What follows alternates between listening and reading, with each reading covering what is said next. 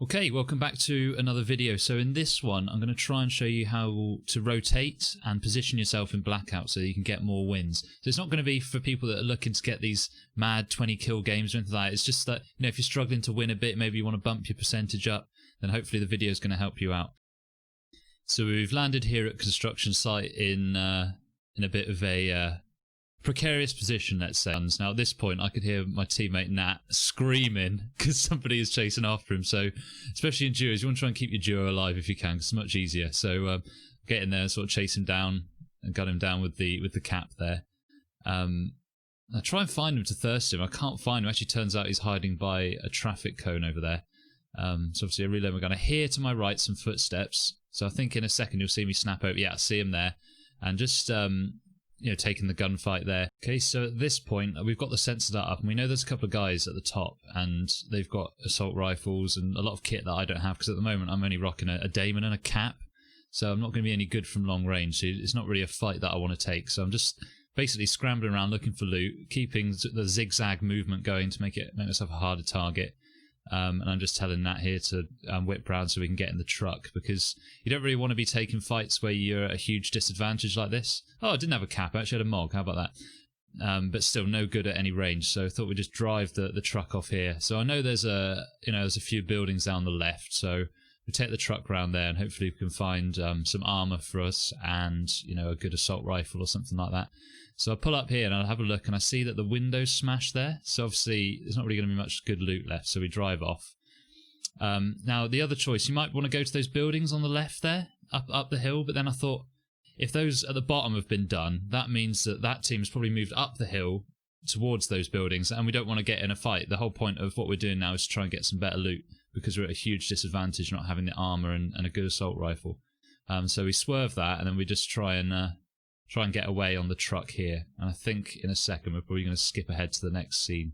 Yeah, so here we are. We managed to find a quad bike, and I think I managed to pick up some armor, but my teammate didn't, so we're still not in a great shape for fighting. So we drive down to these buildings, hopefully have not been hit. Then unfortunately we see a team here, but I don't really know what that guy was doing, and really what that guy was doing either. It wasn't very good. So here, Jonas, if you're enjoying the video, don't forget to give it a like. And while you're at it, give it a subscribe. So at the moment we're just getting our loot sorted out, basically, you know, getting trauma kits on, checking the bags, see if there's anything useful in there. And I think in a second we're probably going to skip through now, because it's a bit boring watching someone loot. So I thought the best move might be to try and get the high ground up on the hill. And I think just as I come around this corner, I hear that they've got a sensor dart going, which means they're at the top of the hill. So like we were saying earlier about not having the armor, having a huge disadvantage, you don't want to be taking fights where you have a huge disadvantage. That's another situation just like that, really, because they've got a sensor dart, they know exactly where we are, and they've got, you know, massive height advantage. So we thought we're just going to swerve it, really, because we could win that fight, but the percentage is very low, so we don't really want to take that risk. So as you can see here, we've just gone through into Hydro Dam, and I'm just going to speed through it now as we go through, and we're going to sort of go round to the edge. And this is probably a good decision as well, because all that area around the mountain over there really there was no cover. There's only a few little rocks and things like that, so if you get shot at, you're not in very good shape. So we'll see as we come up here, and we'll move into the offices in a second. So basically we're just sort of waiting for the next circle to go through, because we don't really want to make too much of a move while we don't know where the circle is, because yeah, we could jump out and go and attack teams if you want, but it's going to put you at a massive disadvantage again, because one, you don't know where they are, and you don't know where the next circle's going to be. So we're sort of just chilled here for probably, it's not that long, it's probably about 2 minutes. I know it's kind of boring, but this is mainly to show you how to get some more wins. So I'm not promoting camping in a corner all game, it's just this time it kind of makes sense because we're waiting to see where the next zone's going to be. Okay, so I think I just bring it back to regular speed here just to show you something. So what I did here is I smashed this window, and that kind of seems quite arbitrary, but there's a team in the other office, right? And I smashed that window now, and it doesn't really mean anything, it doesn't give them any information. However, if I want to escape out the back of this, now that the window has already been smashed, it doesn't make any noise as we go out. Whereas if I'd not smashed that before, the other team would hear us going out the back of the window and they'd know what we're doing.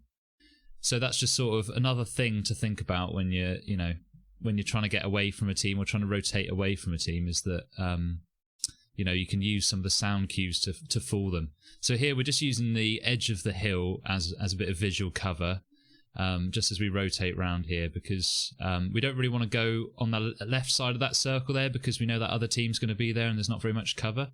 So we're just wrapping around the hill here, just listening out, trying to use some of those sound cues to hear where they are. So I heard a few shots over on the right, so we know there's at least 1 or 2 teams over on the right hand side, and we know that there's one team coming out of the offices because we saw them earlier. So we're just going to chill for a second and try and listen for more gunfire, try and spot them as they come out. And then just in the corner of my vision, I did just see them there. So they're going round. So we've got them clocked. And we think they're just going to, you know, we were just saying in the chat that they were going to go round to the back end of the circle, probably. So we know our left's relatively clear, at least in the immediate area. So now we're just looking out on the right to see if there's anyone nearby that might give us a bit of a problem. And here's a little trick. You might know it, you might not. But if you turn a door around like that, you can actually get up on the roof. And we just wanted to do this just to get a bit of, you know, a more of a high ground sort of view of what's going on. And people don't really expect you to be on the roof quite as much, so they don't always look there, and you can get a bit of an advantage sometimes by doing that.